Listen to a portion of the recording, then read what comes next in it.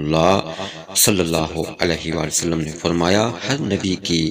اپنی امت کے بارے میں ایک دعا قبول ہوتی ہے، بس ہر نبی نے دعا کرنے میں جلدی کی،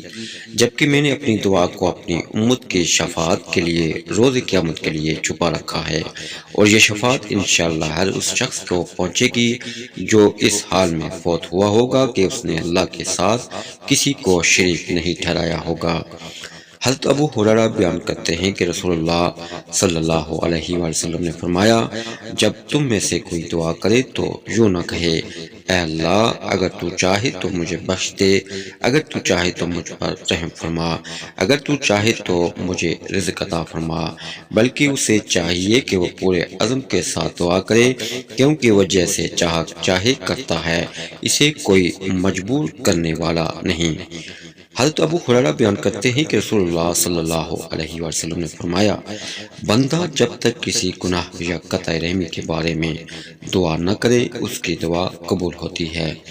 بشرطے کہ وہ جلد بازی نہ کرے۔ عرض کیا گیا، اللہ کے رسول جلد بازی سے کیا مراد ہے؟